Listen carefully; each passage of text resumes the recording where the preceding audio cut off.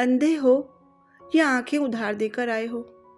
اپنی غلطی ہونے کے باوجود زرنش حسب عادت مقابل پر چیخی، پر نظر جب سامنے اٹھی تو اس کا دل دھڑکنا ہی بھول گیا۔ وہ شخص جو کچھ عرصہ پہلے اسے خود کی دستر سے دور لگا، آج وہ اس کے سامنے کھڑا تھا۔ میڈم، مائنڈ یور لینگویج، غلطی آپ کی ہے، زرنش نے فاصلہ بڑھاتے جہانگیر سے سختی سے جواب دیا۔ اب پتھر کی مورت بنی کیوں کھڑی ہیں؟ راستے سے ہٹیں، زرنش کو اپنی جگہ جمع دیکھ کر جہانگیر نے کڑوے لہجے میں کہا۔ سوری، شرمندگی سے کہتے زرنش وہاں سے نکل گئی۔ عجیب بات تھی، وہ انازادی جو کسی کی اونچی آواز تک برداشت نہیں کرتی تھی، یہاں وہ کسی کا کڑوا لہجہ برداشت کر گئی۔ زرنش کے جاتے ہی جہانگیر نے نفرت سے سر جھٹکا۔ اس لڑکی کی خود پر جمی بے باک نظریں اسے زہر لگی تھی۔ گولی سینے کے مقام پر دائیں جانب دل سے نیچے پسلی پر لگی تھی۔ گولی کو نکالنے اندام صاحب کے ہاتھ کانپ رہے تھے۔ ہر بیٹی اپنے باپ کی شہزادی ہوتی ہے، جب اس شہزادی کو کانٹا بھی چبھے تو باپ تڑپ جاتا ہے، اور یہاں تو اندام صاحب کی شہزادی کو گولی لگی تھی، اور نکالنی بھی انہیں خود ہی تھی۔ ان کا چہرہ پسینے سے تر تھا، لیکن اپنے اعصاب پر انہوں نے مکمل کنٹرول رکھا ہوا تھا۔ یہی وجہ تھی کہ ہاتھوں کی کپ کپی پر قابو پاتے انہوں نے بہت ہمت سے کام لیا۔ کچھ دیر کی کوشش کے بعد گولی نکال لی گئی، لیکن خون کی کمی بڑھ گئی۔ دل کی رفتار مدھم ہونے لگی تھی۔ رفتہ رفتہ در شہوار زندگی سے دور جا رہی تھی۔ ایمرجنسی روم میں ہلچل مچ گئی۔ اچانک اس کی بگڑتی حالت کی وجہ کسی کو سمجھ نہ آ رہی تھی۔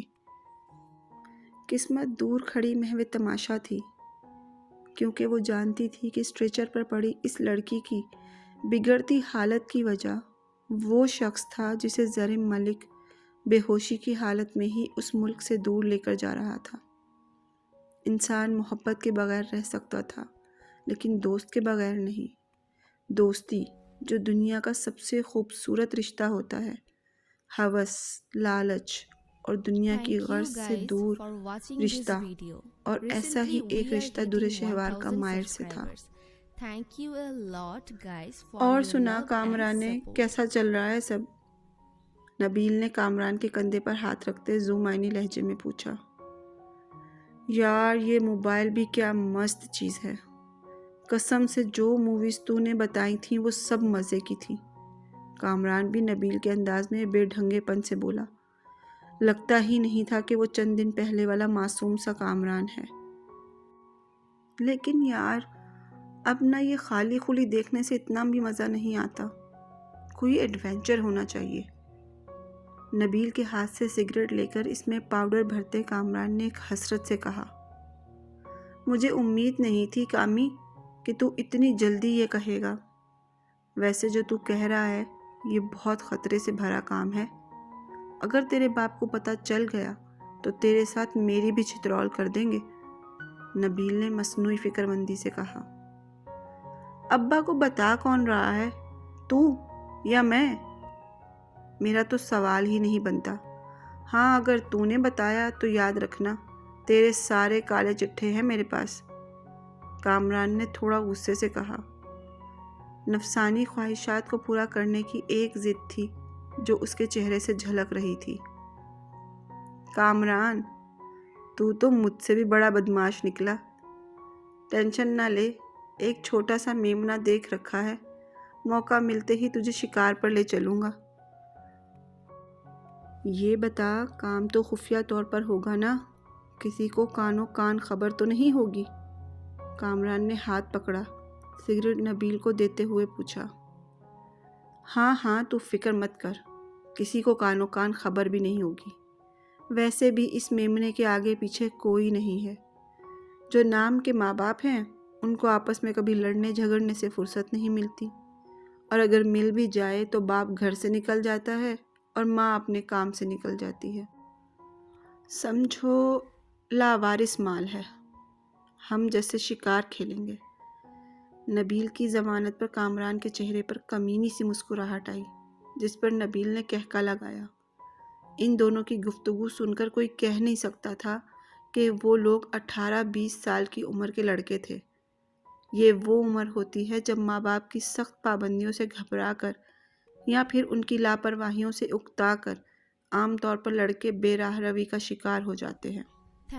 کامران اور نبیل اس کی ایک نمایاں مثال تھے، جو نہ جانے آنے والے کل میں کس کی زندگی برباد کرنے جا رہے تھے۔ رگوں میں اترتا اجنبی خون کا قطرہ قطرہ در شہوار کو زندگی کی طرف لوٹا رہا تھا۔ ادا جان پہلے ہی ایک بوتل خون کی دے چکے تھے، مزید خون دینا ان کی عمر کے تقاضے کے خلاف تھا۔ دوسرا او نیگیٹو بلڈ گروپ کے ڈونر کا انتظام ہو گیا ہے۔ در شہوار کی زندگی اب خطرے سے باہر تھی۔ یہ خبر سنتے ہی سب کے اندر ایک سکون کی لہر اتری۔ آفس میں بیٹھے جہانگیر کو بھی خود پر سے ایک بوجھ اترتا محسوس ہوا، پر خطرہ ابھی ٹلا نہیں تھا۔ رستم کی صورت میں اب بھی اس کے سر پر منڈلا رہا تھا۔ انکل، میں در شہوار کی ابھی اور اسی وقت رخصتی چاہتا ہوں۔ اپنے سامنے بیٹھے اندام صاحب کو، جو پہلے کی نسبت پرسکون اور مطمئن سے نظر آ رہے تھے، دیکھتے ہوئے جہانگیر نے بغیر کسی لگی لپٹی کے کہا، کیوں؟ یوں اچانک؟ میں سمجھ نہیں پایا، ایسا کیوں؟ تم تو در شہوار سے طلاق چاہتے تھے، اب ایک دم سے رخصتی کی خواہش کیوں جاگ اٹھی؟ اندام صاحب نے غور سے جہانگیر کو جانچتے ہوئے پوچھا۔ انکل، آپ در شہوار کے والد ہیں، اس لیے آپ کے کیوں کا جواب دے رہا ہوں۔ آپ سے میں کچھ بھی چھپانا نہیں چاہتا، اس لیے بتا دیتا ہوں کہ در شہوار پر آج جو حملہ ہوا ہے وہ میرے ایک حریف رستم زمان نے کروایا ہے۔ مقصد مجھ سے میرے بابا کی آخری خواہش کو چھیننا ہے، تو یہ سمجھ لیں کہ یہ رخصتی وقت کی ضرورت بن چکی ہے۔ دوسرا، یوں اچانک کیوں؟ تو یہ سمجھ لیں کہ ابھی بھی وہ خطرہ ٹلا نہیں ہے۔ در شہوار پر کسی بھی وقت حملہ پھر سے ہو سکتا ہے، اور میں اسے بچانا چاہتا ہوں۔ یقین کریں، آپ کی بیٹی کو ایک مزید سوئی بھی نہیں چبھنے دوں گا۔ جب تک زندہ ہوں اس کی حفاظت کروں گا۔ اور جہاں تک رہی طلاق کی بات، تو میں آج بھی شادی کی خواہش نہیں رکھتا، مگر مجھے اس بات کا احساس ہے کہ وہ میرے بابا کی خواہش تھی، اور بابا کی اس خواہش کو حقیقت بنانے کے لیے مجھے جو بھی کرنا پڑا وہ کروں گا۔ اپنی بات کہتے وہ ایک پل کے لیے رکا۔ اگر در شہوار مجھ سے خلا لینا چاہے گی تو میں خوشی خوشی دوں گا، لیکن یہ بات ابھی کے لیے نہیں ہے۔ کچھ عرصے تک یہ معاملہ اب یوں ہی رہے گا۔ جیسے ہی خطرہ ٹلے گا، میں در شہوار سے مشورہ کر کے یہ رشتہ آگے بڑھاؤں گا۔ آپ پریشان مت ہوں، در شہوار کی عزت اور جان مجھے دونوں عزیز ہیں۔ جہانگیر کی تفصیلی بات پر اندام صاحب کے چہرے پر نافہم سے تاثرات تھے، ایسے جیسے وہ طے ہی نہ کر پا رہے ہوں کہ اپنی بیٹی کو ایسے شخص کی زندگی میں بھیجنا چاہیے جو اسے صرف اپنے باپ کی محبت کا قرض سمجھتا تھا، جو اس سے محبت نہیں کرتا، جو نہ جانے اس سے کیسا سلوک کرے، یا انہیں در شہوار کو اس شخص کے پاس بھیج دینا چاہیے کیونکہ ان کی بیٹی محفوظ بھی اس شخص کے پاس رہ سکتی تھی۔ در شہوار کی جان سے بڑھ کر تو کچھ نہ تھا۔ چند لمحے خاموشی سے تجزیہ کرنے کے بعد اندام صاحب نے سنجیدگی سے جہانگیر کی ذہانت سے بھرپور آنکھوں میں دیکھا۔ جہانگیر، رخصتی صرف ایک شرط پر ہوگی، یا یوں کہہ لو کہ تمہیں ایک وعدہ کرنا ہوگا رخصتی کروانے کے لیے۔ اندام صاحب اٹھ کر جہانگیر کے پاس آئے تو وہ بھی کھڑا ہو گیا۔ کچھ ساعتوں بعد اندام صاحب باہر آئے۔ جاؤ، نرس کی مدد سے در شہوار کے کپڑے بدلواؤ، اسے یہ جوڑا پہنا دو، ابھی اس کی رخصتی ہے۔ اندام صاحب کی بات پر حیرت کی زیادتی سے گنگ زرنش اور صنوبر انہیں دیکھا۔ در شہوار کا نکاح کب ہوا اور کس سے ہوا، اور یہ رخصتی کہاں سے ٹپک پڑی؟ کہیں ہم خواب میں تو نہیں ہیں صنوبر آپی، یا ہم کسی خیالی دنیا میں تو نہیں آ گئے؟ زرنش نے حیرت سے کہا۔ یہی سوال صنوبر کے دماغ میں بھی تھے، لیکن اس سے پہلے وہ کچھ کہتی، ادا جان کی گرج دار آواز اندام خان کے آفس میں گونجی۔ اندام خان، سٹھیا گئے ہو کیا؟ تمہاری ہمت کیسے ہوئی ہماری پوتی کی اس کمین کے بیٹے کے ساتھ رخصتی کروانے کی؟ ہماری اعلیٰ نسل کے خون میں کسی نیچ ذات کے خون کے ملاپ کا سوچا بھی کیسے تم نے؟ ادا جان کا غصہ سوا نیزے پہ تھا۔ بابا جان، اپنی بیٹی کی رخصتی اور شادی کا حق مجھے میرے رب کی طرف سے ملا ہے۔ اس کے لیے مجھے کسی کی اجازت کی ضرورت درکار نہیں۔ دوسری بات یہ، ذات کا فرق صرف آپ کے لیے معنی رکھتا ہے۔ میں اللہ اور اس کے رسول کے احکامات کو مانتا ہوں، جنہوں نے ہمارے مذہب میں اس ذات پات کے فرق کو ختم کیا ہے۔ آخری بات، میرا داماد کوئی گرا پڑا شخص نہیں ہے، اس صوبے کا وزیر ہے۔ خیر، اگر وہ وزیر نہ بھی ہوتا، کہیں ملازم بھی لگا ہوتا، تب بھی میں آج یہ رخصتی کرتا، کیونکہ دوست سے کیا گیا وعدہ میں کبھی نہیں توڑوں گا۔ یہ کہتے ہی اندام صاحب آئی سی یو کی طرف بڑھ گئے۔ سوئی ہوئی در شہوار کے ماتھے پر انہوں نے بوسہ لیا۔ آنسوؤں کا ایک قطرہ ٹوٹ کر ان کی آنکھ سے گرا، پھر وہ باہر آ گئے۔ صنوبر اور زرنش نے اس پیچیدگی بھرے ماحول میں بغیر کچھ کہے بے ہوش پڑی در شہوار کو تیار کیا۔ اسٹریچر پر اسے آئی سی یو سے باہر لایا گیا۔ اپنی نوعیت کی عجیب رخصتی تھی جو آئی سی یو سے ہو رہی تھی۔ نہ ہار سنگھار تھا، نہ بینڈ باجا تھا، نہ سہیلیوں کا شور و غل تھا، نہ گھر والوں کی دعائیں تھیں۔ انکل، رخصتی میں اور کتنا وقت لگے گا؟ ماحول کو جہانگیر کی سنجیدہ آواز نے توڑا، جس پر ادا جان کے سوا سب کو حیرت کا صدمہ پہنچا، کیونکہ جہانگیر بخت کو در شہوار کے شوہر کے روپ میں کسی نے نہیں سوچا تھا۔ سب سے بڑا دھچکا وہاں کھڑی زرنش کی ذات کو لگا، جو پل بھر میں پیلی پڑ گئی۔ اس کی تو دنیا ہی پلٹ گئی۔ اندام صاحب کے گھر میں طوفان آنے سے پہلے والی خاموشی کا راج تھا۔ ادا جان، زمرد خان اور برلاس خان سامنے والے صوفے پر بیٹھے تھے اور کٹہرے میں اندام صاحب کھڑے تھے۔ حویلی میں خواتین، ادھر صنوبر اور در خانی خاموش تماشائی بنی آنسو بہا رہی تھی۔ ایک وجود جو مسلسل غائب تھا وہ زرنش کا تھا، جو جانے کہاں تھی۔ بھائی صاحب، آپ نے در شہوار کے نکاح کا ہم سب کو کیوں نہیں بتایا؟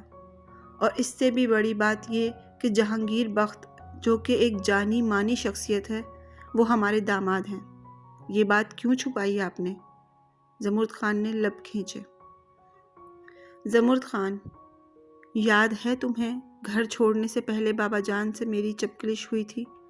وہ اسی بات پر ہوئی تھی، کیونکہ اس وقت میں نے اپنے دوست کی آخری خواہش پر در شہوار کا نکاح جہانگیر سے کروا دیا تھا، اور ادا جان ایسا نہیں چاہتے تھے، محض اس وجہ سے کہ جہانگیر کی ماں کا تعلق کسی اور ذات سے تھا۔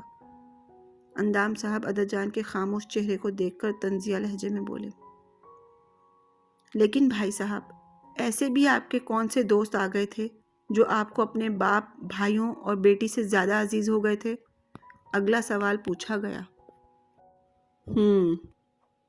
کیا بتاؤں کون تھا؟ وہ جس کی خاطر میں سب کچھ بھول گیا۔ یقیناً ویسا دوست تمہارا ہوتا تو تم بھی وہی کرتے جو میں نے کیا تھا۔ ویسے بابا جان، جہانگیر کو دیکھ کر ماضی کے بہت سے اوراق تو آپ کی یادداشت میں بھی ابھرے ہوں گے۔ اندام صاحب کا لہجہ عجیب سا انداز لیے ہوئے تھا۔ یہ آپ بابا صاحب سے کیسے بات کر رہے ہیں بھائی صاحب؟ آخر ان سب میں ان کی غلطی تو نہیں ہے؟ اپنی ذات سے متعلق تو ہر کوئی کانشیس ہوتا ہے، تو آخر یہ کیوں نہ ہوتے؟ برلاس خان نے پہلی بار زبان کھولی۔ واہ، ذات کے متعلق کانشیس! بہت خوب بات کہی تم نے برلاس۔ خیر، اس ٹاپک پر میں نے فی الحال بحث نہیں کرنی۔ میں سونے جا رہا ہوں، صبح جلدی اٹھ کر مجھے اپنی بیٹی سے ملنے بھی جانا ہے۔ اندام صاحب یہ کہتے اٹھ کھڑے ہوئے، لیکن جانے سے پہلے ادا جان کے قریب جھکے تھے۔ کچھ چہرے بہت جانے پہچانے سے نہیں لگتے ادا جان، ہے نا؟ ذرا سوچئے گا ماضی کے ان اوراق کو جن پر لگائے گئے آپ کے فکل نے سب سے بڑا اور برا اثر ڈالا۔ اندام صاحب کی بات پر ادا جان کی آنکھوں کے سامنے کچھ عکس لہرائے، جن کی شبیہ بہت گہری تھی، لیکن پھر بغیر کچھ کہے وہ وہاں سے اٹھ کر اپنے کمرے کی طرف چل دیے، اور ایک لمبی خاموشی چھا گئی۔